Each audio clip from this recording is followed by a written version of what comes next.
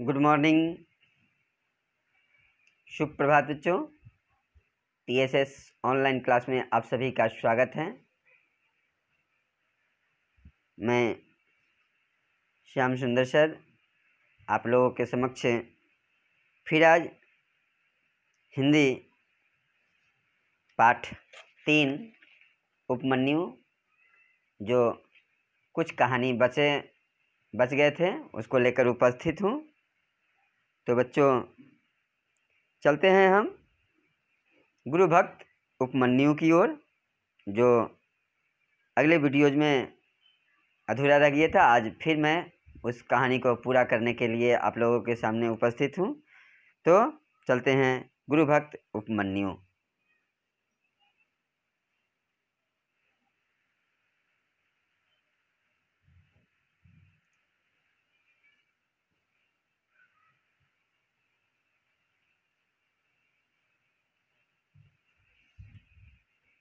तो बच्चों उस दिन हम लोग पढ़ रहे थे जो गुरु जी ने किसको, उपमन्यु को गाय चराने के लिए भेज दिया और उनसे यह भी निर्देश दिया था जो ठीक है, मैंने जो तुम्हें बात कही उस पर विचार करना।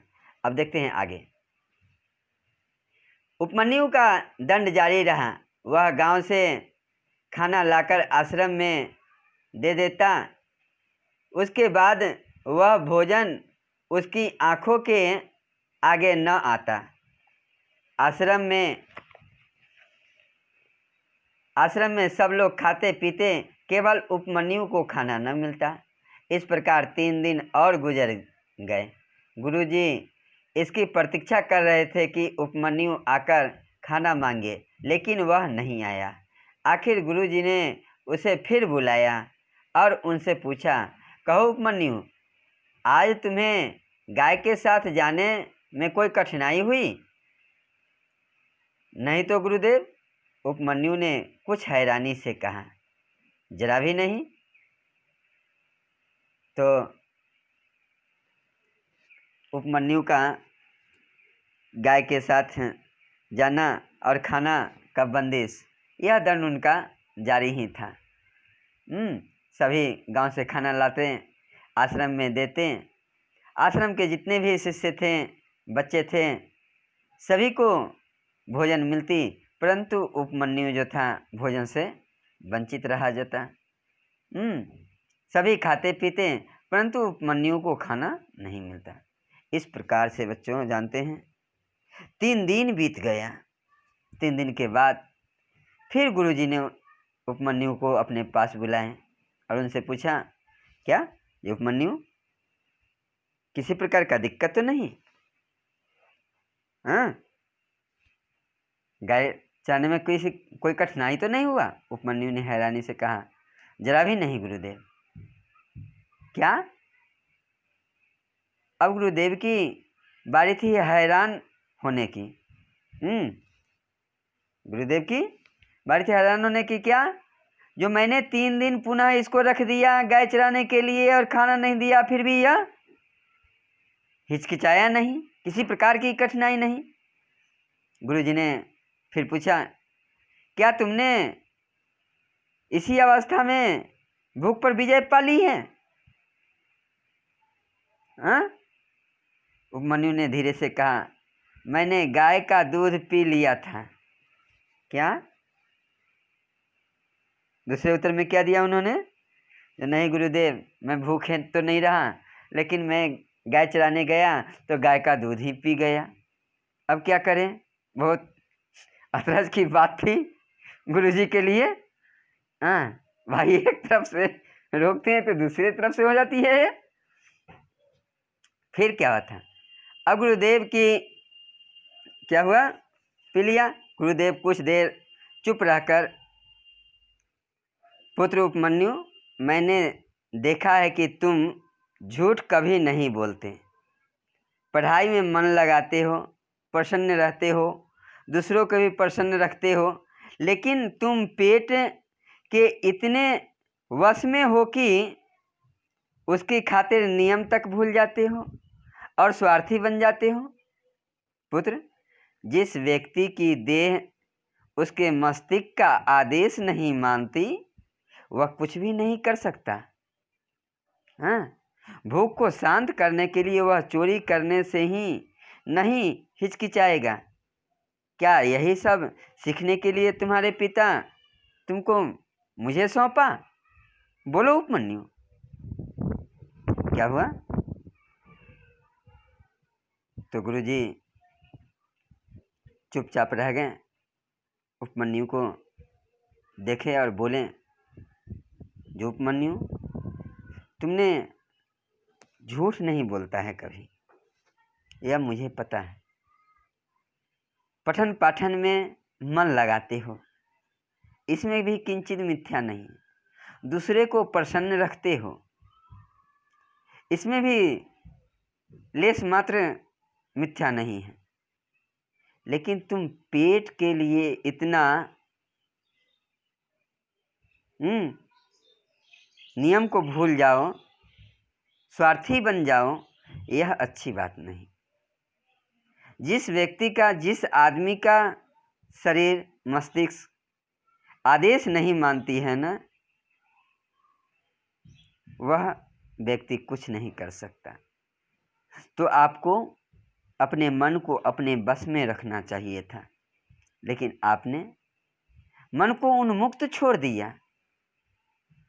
जानते हो, जो मन अगर आपके वश में नहीं है तो वह कुछ से कुछ करवा देगी, चोरी करवा देगी, मर्डर करवा देगी। तुम्हें बताओ पुत्र, क्या यही सब सिखाने के लिए तुम्हारे पिता मुझे सौंप दिया? नहीं। हाँ, कल के डेट में क्या होगी? तुम्हारे पिताजी को मैं क्या कहूँगा? हाँ, अगर वह पूछेंगे जो हमारे बेटे की यह सब क्या सीखा, तो लोग क्या कहेंगे? तुम ही बताओ।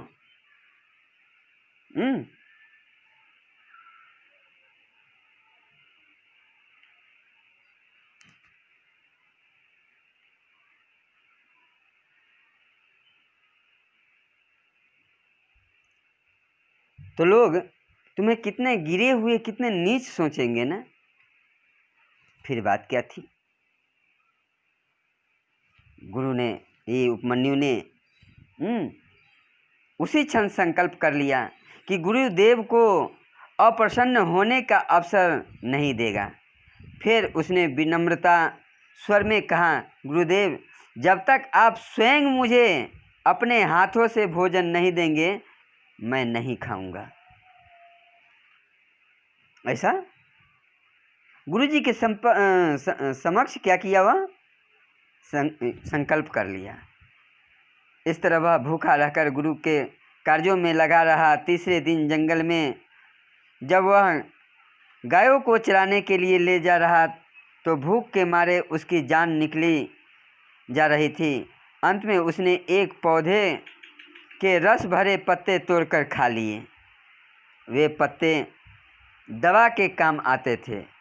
पत्तियों की गंध इतनी तेज थी कि उपमन्यु की आंखें जलने लगी। उनमें पानी भर आया और अचानक उसकी दृष्टि जाती रही। वह अंधा हो गया। डर के मारे उसके होशो हवास उड़ गए। टटोलता टटोलता गिरता पड़ता वह आश्रम की ओर लौटने लगा और एक गहरे गड्ढे में गिर पड़ा। डर के मारे वह रोता रहा। धीरे धीरे रात हो गई। क्या हुआ? फिर गुरुदेव जी क्या बोला? जो जब तक आप खाना नहीं देंगे मैं नहीं खाऊंगा, इस प्रकार का संकल्प लिया। फिर वह तीसरे दिन क्या किया? गाय को चराने जब जंगल जाने लगा तो उसे बहुत कस के भूख लगी हुई थी। नहीं रहा गया, भूख से जान निकल रही थी। उन्होंने एक रस भरे, जिस के पत्ते में रस होते हैं, वह रस भरे पौधे के पत्ते तोड़कर खा लिया। वह पत्ता कौन सी का था? गाछ दवाई का था। जो ही खाया उसकी क्या था, दवाई का पत्ता था, उसकी यह जो है जलने लगी, इतनी उसकी गंध तेज थी जी उस उपमन्यु का आँख जलने लगा। पानी भराया, अचानक उसकी दृष्टि चली गई, यानी अंधा हो गया। उसका तो अब होश-ओ-हवास उड़ गए। अब गुरुजी क्या कहेंगे, क्या जवाब देंगे। वह टटोलता टटोलता अंदाज पर अपने आश्रम की ओर लौट ही रहा था कि रास्ते में एक गड्ढा था, वह गड्ढे में गिर गया। धीरे धीरे रात हो गई। जब काफ़ी अंधेरा हो गया, धौम्य ऋषि ने उपमन्यु को आश्रम में नहीं पाया तो दूसरे से पूछताछ की। एक छात्र ने कहा वह गायों को चराने के लिए जंगल की ओर गया था। गाय तो लौट आई किंतु वह अभी तक नहीं आया। जब रात्रि हुआ, सब बच्चे को, सभी शिष्यों को ऋषि ने अपने आश्रम में देखा, लेकिन उपमन्यु नहीं था। वह और बच्चों से पूछे, शिष्यों ने बताया, जय गुरुदेव, वह गाय लेकर तो जंगल की ओर गया, रात हुई, गाय सब चले आया लौटकर, लेकिन उपमन्यु अभी तक नहीं लौटा। गुरुदेव सासा उठ खड़े हुए और बोले, क्या अंधेरा हो रहा है, चलो उसे ढूंढते हैं। देखिए गुरुजी की कितना मन जो था अधीर हो गया वो बच्चे के लिए। क्यों? क्योंकि शिक्षक, गुरु क्या होते हैं, बहुत कोमल दिल होते हैं उनके। वह आप पर शासन करेंगे, दंडित करेंगे, लेकिन किसके लिए? वह आपको अच्छे बनने के लिए। लेकिन आप लोग क्या समझ लेंगे, सर को हमसे तो दुश्मनी है इसलिए हमें मारा। नहीं बच्चों, आपसे उनको दुश्मनी क्यों होगा, आपको समझना चाहिए। अगर वह किसी प्रकार का दंड कर रहे हैं तो उसमें आपकी बात छिपी हुई है। गुरुजी ने तुरंत अपने शिष्यों को साथ लिया और चल दिया कहाँ? उपमन्यु को ढूंढने के लिए। शिष्यों को साथ लेकर उपमन्यु को ढूंढने जंगल की ओर चल पड़े। चलते चलते वह जोर जोर से पुकारने लगे, उपमन्यु कहाँ हो बेटा, मेरी आवाज़ सुन रहे हो? वो तो बहुत बेचैन थे, आखिर बच्चे गए कहाँ, क्या हुआ?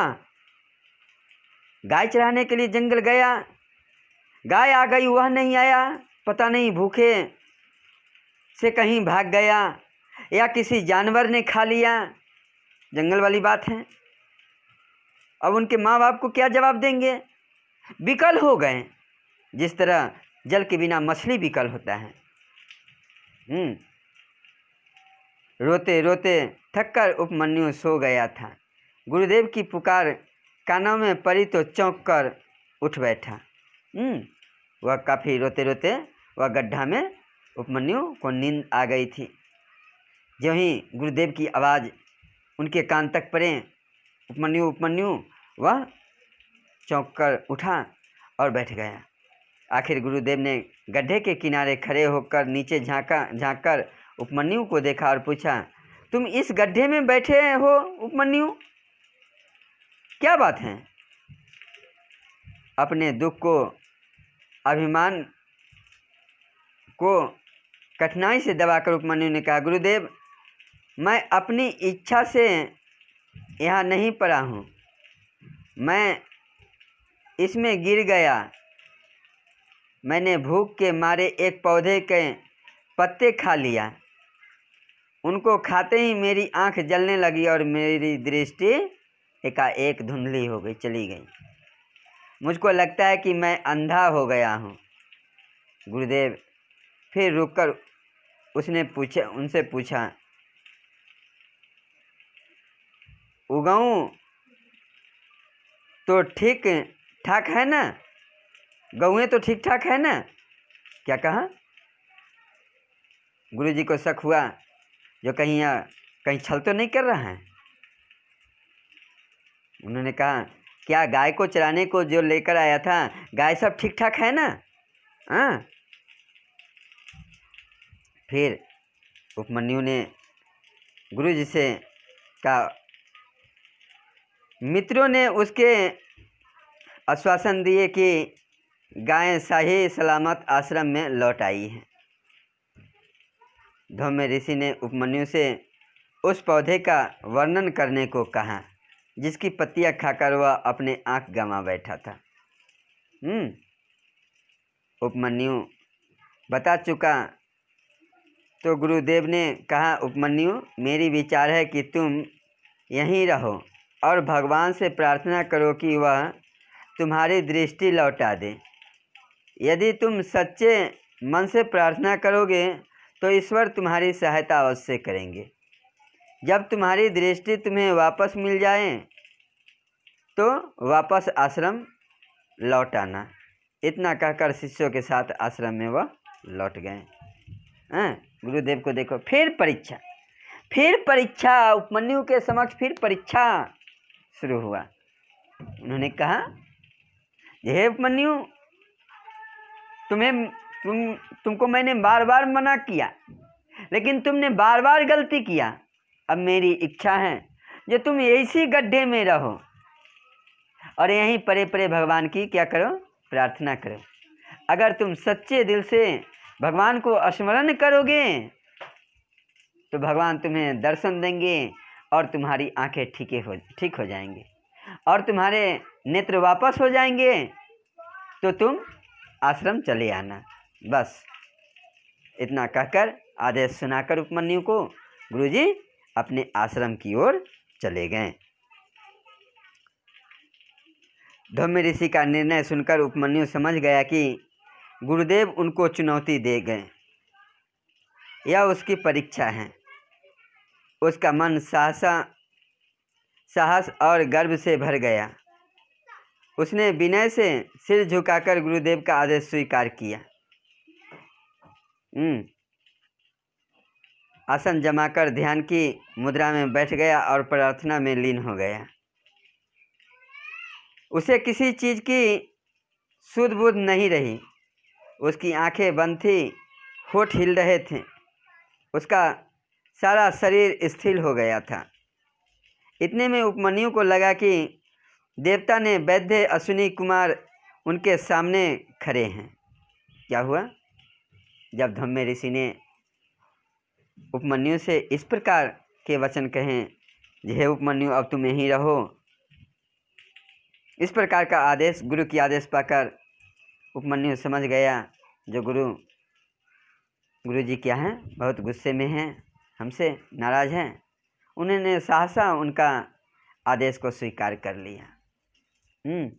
वह उसी गड्ढे में आसन जमाया और बैठ गया। उसे तो कुछ दिख नहीं रहा था, पूरा शरीर अस्थिर सा। भूखे प्यासे भाई कितना दिन रहेगा?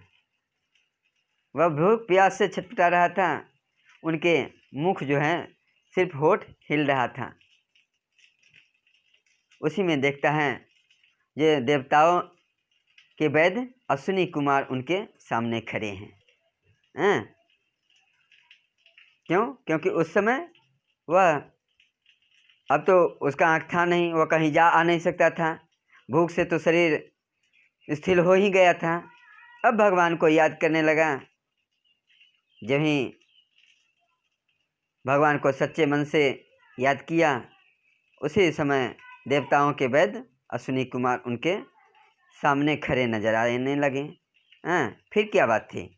उपमन्यु ने उसे विनती की उनकी आंखें ठीक कर दे। इतना कहकर अश्विनी कुमार ने उसको एक टिकिया दी जिसमें दवा मिली हुई थी और उसको खाने को कहा। उपमन्यु टिकिया को मुंह में डालने ही वाला था कि अचानक उनको आश्रम के नियम की याद आ गई। उसने टिकिया को मुट्ठी में बंद कर लिया। अश्विनी कुमार ने उनसे कहा, मैं इसके लिए आपका कृतज्ञ हूँ। क्या हुआ, अश्विनी कुमार ने एक टिकिया दिया दवाई का, जिसको टैबलेट कहते हो। वह उनके द्वारा दिए गए टैबलेट को जैसे मुख पर ले गया, लेकिन उसी समय याद आ गया गुरु की आदेश। वह अपना मुट्ठी में रख लिया और अश्विनी कुमार को से कहा, हे वैद्यराज, मैं आपका कृतज्ञ हूँ, तो तुम इसे खाते क्यों नहीं? उन्होंने पूछा। अश्विनी कुमार ने क्या पूछा? मैंने तुम्हें दवा दिया, टैबलेट दिया, इसे खाओगे तब तो ठीक होगे। हाँ।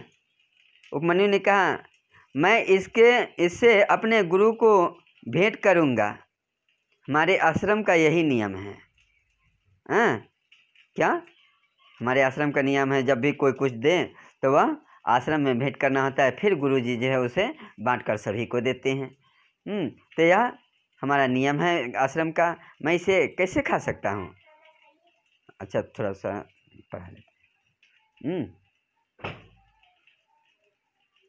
अश्विनी कुमार ने उसकी ओर चुंबती नज़र से देखकर पूछा, तो क्या बीमारी में भी यह नियम नहीं तोड़ा जा सकता? नहीं, जब तक गुरुजी अनुमति न दे दे, उपमन्यु ने दृढ़ता से कहा। अश्विनी कुमार ने क्या कहा? जो बीमारी में भी ऐसा होगा, बच्चे दवाई नहीं खाएंगे, गुरुजी ला कर देंगे तो ही? अश्विनी कुमार ने कहा, हाँ, जब तक गुरुजी नहीं अनुमति देंगे तब तक मैं कैसे खा सकता हूँ। उपमन्यु के ऐसा लगा कि उसका उत्तर सुनकर अश्विनी कुमार ने मुस्कुराकर एक दूसरे की ओर देखा। फिर उन्होंने हाथ उठाकर उनको आशीर्वाद दिया और उसके बाद प्रस्थान कर गए। फिर क्या देखा? जो दोनों हंसकर बातचीत कर रहे। कौन? उपमन्यु और अश्विनी कुमार, जो वैद्य थे, देवताओं के वैद्य। फिर देवताओं के वैद्य अश्विनी कुमार ने उसे आशीर्वाद दिया और फिर वहाँ से अंतर्ध्यान हो गए। उषा काल में जब उपमन्यु ने आंखें खोली तो पेड़ों पर चिड़िया चहक रही थी। कैसा चमत्कार उसकी दृष्टि लौट आई थी। वह पहले की तरह ही देख सकता। ऊपर नीले आकाश में रुई गोले जैसे सफ़ेद बादल तैर रहे थे। ऊंचे पेड़ों से छनकर सूरज की किरणें कलियां पर पड़ रही थी। चिटक कर खिल उड़ती थी। यह सब कुछ उपमन्यु देख सकता था। उसने वह गड्ढा भी देखा जिसमें वह रात भर पड़ा था। फिर बात क्या था? जो ही सुबह हुआ, आंखें खुली तो देखा, जो अरे मैं तो सब कुछ देख सकता हूँ, ये क्या है? सूरज की किरणें, सूरज, पक्षियाँ, पेड़, हर चीज़ मुझे दिखाई दे रही है। आकाश में रुई के समान ये बादल, हर चीज़ दिख रहे हैं। वह भी गड्ढा भी देखा जहाँ वह रात भर रहा था। जब इसकी दृष्टि लौट गई, फिर बात क्या थी? मुट्ठी में टिकिया संभाले वह किसी प्रकार गड्ढे से बाहर निकला और दौड़ता हुआ आश्रम पहुंचा। इस समय न तो उनको कमजोरी लग रही थी और न डर। उसके शरीर में स्फूर्ति थी और हृदय में आनंद से भरा था। क्या हुआ? वह जो दवाई रात में दिए थे अश्विनी कुमार, वह लेकर के दौड़ता हुआ कहाँ भागा? आश्रम की ओर। इसका शरीर जो है अभी न तो कमज़ोर दिख रहा था, न ही कुछ। वह आनंद से भरा हुआ हृदय बस आश्रम में गुरुदेव का दर्शन करना चाहता था। आश्रम में पहुंचकर वह सीधे गुरुदेव के पास पहुंचा। गुरुदेव ने उसको देखा लेकिन कुछ नहीं कहा। वह सुनना चाहते थे कि उपमन्यु को क्या कहना है। फिर उपमन्यु ने कहा, मैं वापस आ गया गुरुदेव। अश्विनी कुमार ने मेरी आंखें ठीक कर दी है। उन्होंने मुझको कुछ खाने को दिया था। फिर उसने गर्व से सिर ऊंचा करके गुरुजी की ओर देखा और कहा, लेकिन मैंने नहीं खाया। देखिए गुरुदेव, यह चीज़ अभी तक मेरी मुट्ठी में बंद पड़ी है। जब तक आप नहीं कहेंगे मैं इसे नहीं खाऊंगा। जब इस प्रकार के बात उपमन्यु के मुख से सुने, जो अश्विनी कुमार वहाँ आए, कुछ टिकिया दिए, लेकिन आश्रम के नियम के अनुसार वह नहीं खाया। और जब तक वह आदेश नहीं देते तब तक वह नहीं खाएगा। वह टिकिया उनके मुट्ठी में पड़ा हुआ है। जब इस प्रकार की बात सुने तो गुरुजी ने उसे गले से लगा लिया। उसकी आंखें में हर्ष के आंसू थे। किसके? गुरुजी के, है ना। तो बच्चों,